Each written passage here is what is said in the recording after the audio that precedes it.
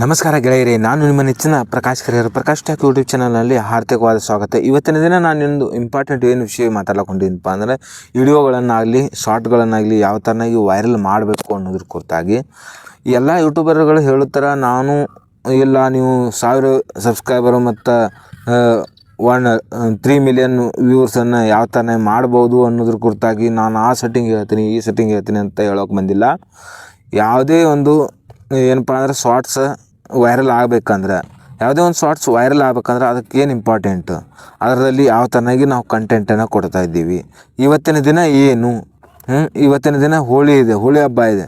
ನಾವು ಅದನ್ನು ಬಿಟ್ಟು ನಾವು ಯಾವುದಾದ್ರೂ ಬೇರೆ ಯಾವುದಾದ್ರು ಒಂದು ಜಾನಪದರ ಬಗ್ಗೆ ನಾವು ಒಂದು ರೀಲ್ಸನ್ನು ಮಾಡಿಬಿಟ್ರೆ ಅದು ವೈರಲ್ ಆಗೋಲ್ಲ.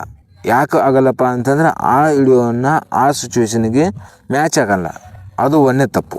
ಎರಡನೇ ತಪ್ಪು ಏನಪ್ಪ ಮಾಡ್ತೀವಪ್ಪ ಅಂತಂದ್ರೆ, ನಾವು ಮತ್ತೊಬ್ಬರು ಹೇಳಿರ್ತಕ್ಕಂಥ ಏನಪ್ಪ ಅಂತಂದರೆ ಈ ಸದ್ಯ ಆ ಟ್ಯಾಗ್ ಹಾಕು, ಇದನ್ನು ಹಾಕು, ಯಾವ ಥರನಾಗಿ ನಾವು ಇದನ್ನು ಹೆಡ್ಡಿಂಗ್ ಟೈಟಲ್ಗಳನ್ನು ಹಾಕಬೇಕು ಮತ್ತು ಡಿಸ್ಕ್ರಿಪ್ಷನ್ಗಳನ್ನು ಯಾವ ಥರ ಹಾಕಬೇಕು ಅನ್ನೋದ್ರ ಬಗ್ಗೆ ನಮಗೇನು ತಲೆಯಾಗಿ ಹಾಕಿರ್ತಾರಲ್ಲ ಅದೇ ಥರನಾಗಿ ನಾವು ಹಾಕ್ತಿರ್ತೇವೆ. ಆದರೆ ದೊಡ್ಡ ಯೂಟ್ಯೂಬರ್ಗಳು ಮಾಡುವಂಥ ಒಂದು ನೋಟಿಸ್ ನಾವು ಮಾಡಿದರೆ ಏನು ಮಾಡ್ತಾರಪ್ಪ ಅಂತಂದ್ರೆ, ಆಲ್ರೆಡಿ ಒಂದು ಶಾರ್ಟ್ಸ್ ವಿಡಿಯೋನ ಅದು ವೈರಲ್ ಆಗಿತ್ತು, 1 ಮಿಲಿಯನ್ ವ್ಯೂಗಳ ಮೇಲುಗಡೆ ಹೋಗಿರ್ತಕ್ಕಂಥದ್ದು.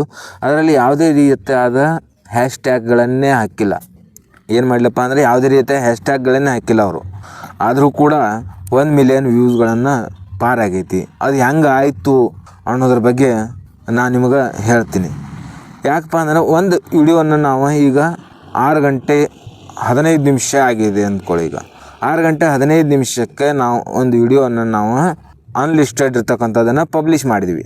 ಪಬ್ಲಿಷ್ ಮಾಡಿದ ನಂತರ ಒಂದು ವಿಡಿಯೋನ ನಾನು ವೈರಲ್ ವಿಡಿಯೋನ ಬಿಟ್ನಿ ಅಂದ್ಕೊಳ್ಳಿ.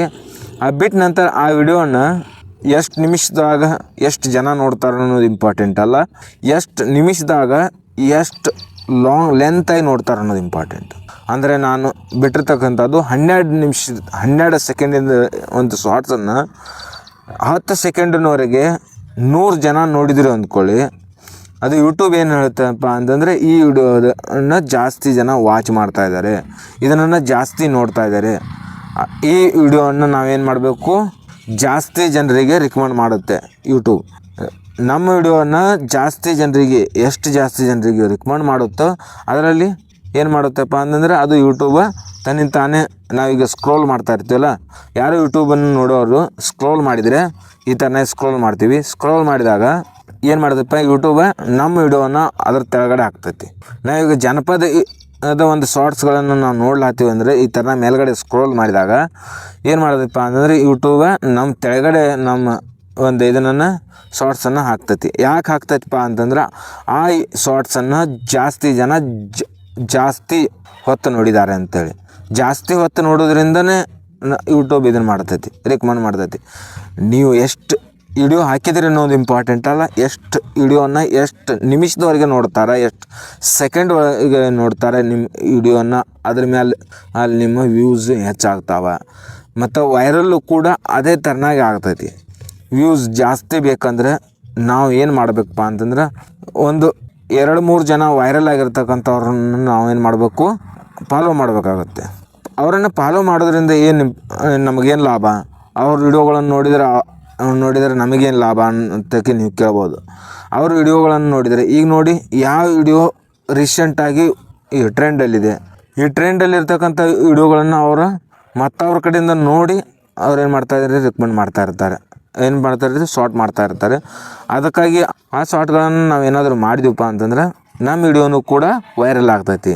ಇನ್ನೊಂದು ವಿಷಯ ಏನಪ್ಪ ಅಂತಂದ್ರೆ, ನಾವೇನು ಮಾಡಬೇಕಂದ್ರೆ, ಅತಿ ಕಡಿಮೆ ಸಬ್ಸ್ಕ್ರೈಬರ್ಗಳನ್ನು ಮತ್ತು ಈಗ ತಾನೇ ಏನು ಮಾಡ್ತಾ ಇರ್ತಾರಪ್ಪ ಅಂತಂದ್ರೆ ಯೂಟ್ಯೂಬನ್ನು ಮಾಡ್ತಾ ಇರ್ತಾರಲ್ಲ, ಅವರ ವಿಡಿಯೋಗಳನ್ನು ನಾವು ನೋಡಿ ಅವ್ರ ವಿಡಿಯೋಗಳಿಗೆ ಕಮಿಟನ್ನು ಏನಾದರೂ ನಾವು ಹಾಕಿದರೆ, ಈಗ ನೋಡಿ ನಾನೊಂದು ವಿಡಿಯೋ ನೋಡಿದೆ, ನಿಮ್ಮ ವಿಡಿಯೋ ಭಾಳ ಚೆನ್ನಾಗಿದೆ ಮತ್ತು ನಿಮ್ಮ ವಿಡಿಯೋ ನಾನು ನೋಡ್ತಾ ಇದ್ದೀನಿ, ನನ್ನ ವಿಡಿಯೋನು ನೀವು ನೋಡಿ ನಾನು ಹೊಸದಾಗಿ ಮಾಡ್ತಾಯಿದ್ದೀನಿ, ಆ ವಿಡಿಯೋನ ನೀವು ಕಮಿಟ್ ಮಾಡಿರಿ ಅಂತಂದ್ರೆ ಅವರು ಕೂಡ ನೋಡ್ತಾರೆ ನಿಮ್ಮ ವಿಡಿಯೋನ.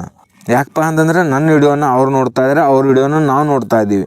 ಇದರಿಂದ ಏನಾಗುತ್ತಪ್ಪ ಅಂತಂದ್ರೆ, ನಾನು ಮಾಡ್ತಕ್ಕಂಥ ವಿಡಿಯೋವನ್ನು ನೀವು ನೋಡಿದ್ರಪ್ಪ ಅಂತಂದ್ರೆ, ನೀವು ಮಾಡಿರ್ತಕ್ಕಂಥ ತಪ್ಪುಗಳನ್ನು ನೀವು ಮಾಡಲ್ಲ.